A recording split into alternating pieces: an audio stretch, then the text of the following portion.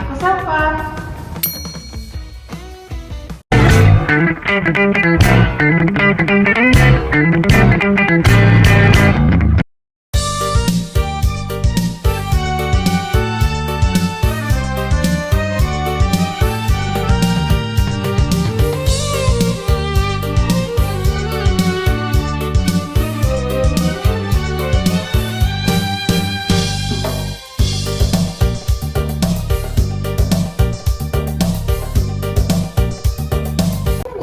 Selamat siang semuanya, perkenalkan nama saya Naomi Tesalonika Subudian. Pada kesempatan kali ini kita dengan Bapak. Baik, nama saya Zakaria Budi. Saya adalah pegawai Dinas Kebudayaan Kota Palembang sebagai pegawai harian lepas dan diposisikan di Museum Sultan Mahmud Badarudin II ini sejak tahun 2008 hingga sekarang. Oke, jadi teman-teman sekalian, kali ini kita akan membahas mengenai budaya Palembang yakni ngobeng. Nah, teman-teman sekalian, mari kita dengar penjelasan Bapak tentang ngobeng. Ngobeng adalah sebuah tradisi yang mana banyak sekali dulu digunakan atau simbol kebersamaan atau gotong royong.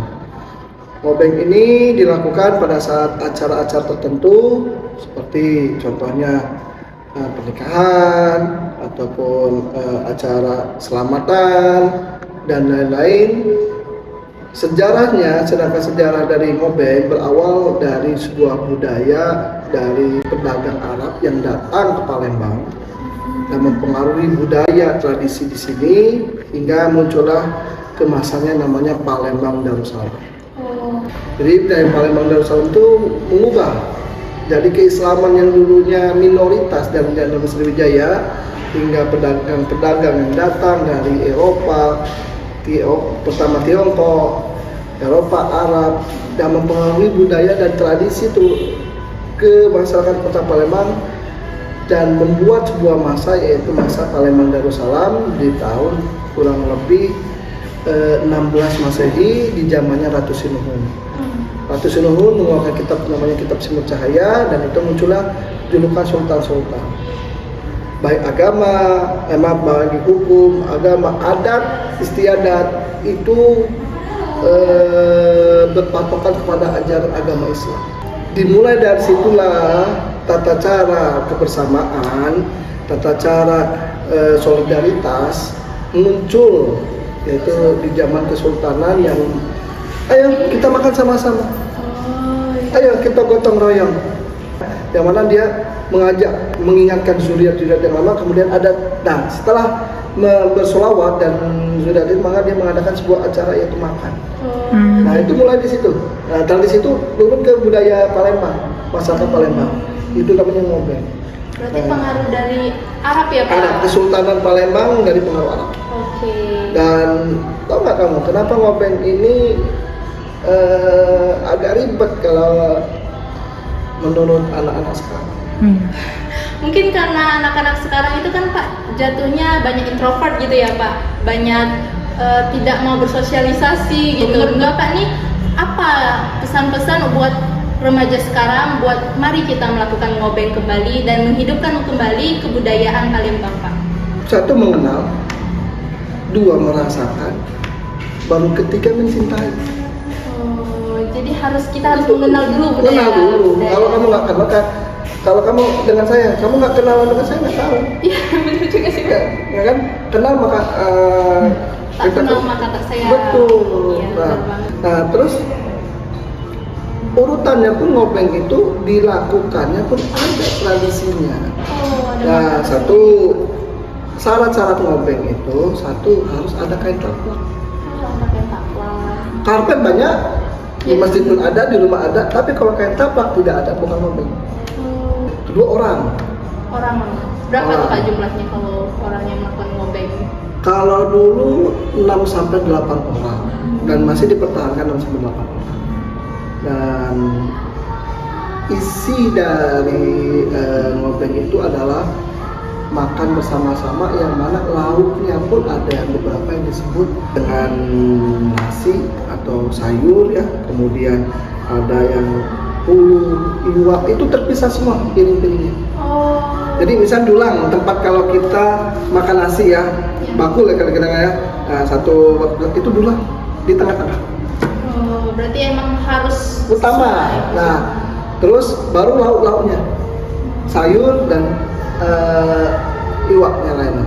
Nah, uniknya makanan yang di ngobeng ini kayaknya nggak ada yang berkuah. Oh, jadi Kayak sayur asem gitu kan, soto. berarti nggak ada yang berkuah biasanya ya Pak kalau Ya, mau? kadang Arab tidak mengenal. Oh iya ya, karena mengikuti kebudayaan dari Ya, Arab. Arab lebih condongnya dengan santan atau kari. Oh. Makanya ada ayam kecap, kemudian rendang, terus dan lain-lain kan. Ada sayurnya. Nah, saya juga acar-acar itu buncis, dibuat buncis yang dikasih dengan menu sayuran seperti yang bukan berkuah atau bersantan gitu. Nah, cara makannya pun berbeda. Ini mungkin jadi orang tuh agak ribet ya. Iya. Kayak kita berdua ya, kita ngobeng ya, kita ngobeng. Dalam satu ngobeng harus kita duduk berdua. Nah, bersila. Itu duduknya harus bersila, aturannya harus bersila, bukan di kursi. Beda kalau bersila dengan kursi tidak. Kalau ngobeng itu bersila, kalau di kursi namanya francisan. Francisan. Menu makannya pun berbeda. Oh. Jadi ada bedanya. Kalau kita bersila ngobeng, saat kita duduk, piring itu ada jumlah 6 sampai 8 dan tidak ada orang kita berdua hanya duduk di sana, belum diwajibkan untuk memulai. Oh, jadi tidak boleh mulai sebelum pas Ngumpul orangnya, Pak? ya. Oh, gitu. Tapi kenapa kok anak muda nggak suka ya?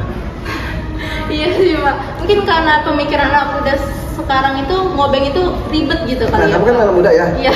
Nah, Kalau ribet ya? pandangan kami tuh lebih gini sih Pak, kalau ngobeng itu kan harus bertemu dengan banyak orang, harus mempersiapkannya, dan anak muda zaman sekarang kan banyak kan catering atau melakukan makan di luar gitu Pak. Ribet tadi ya. Ribet tadi sih Pak.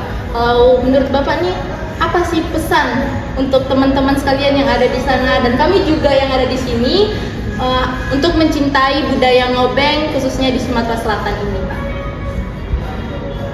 Yang tadi saya kenal dulu, ya, tahu dulu apa sih, kemudian kita rasakan, Kita coba gitu ya Coba. Pak, harus coba. coba Oke. dulu makanannya, caranya, kalau perlu masaknya, Benar-benar. ya kan? Kata kamu ribet, nah kita padukan nanti kalau memang, tapi kalau tradisi nggak akan bisa dipadukan. Iya. Tradisi itu harus dijaga. Kalau tradisi, sejarah, tradisi, budaya hilang di satu masa di zaman kamu, maka satu ilmu di zaman ini akan hilang. Sangat disayangkan banget ya Pak ya. Asli itu. Jadi ketiga tadi baru mencintai, setelah dirasakan baru kita cintai. Oh, ternyata enak, ternyata asik. Oke, baik, terima kasih Oke. ya Pak atas waktu dan kesempatan kali ini. Ini kesempatan yang sangat bagus banget teman-teman. Pak, untuk sebagai penutupnya boleh nggak kita sama-sama ngomong mari cintai kebudayaan Sumatera Selatan? Oh, oke, baik. 1, 2, 3. Mari mencintai kebudayaan Sumatera Selatan. Salam museum di hatiku. Baik, terima kasih banyak Pak.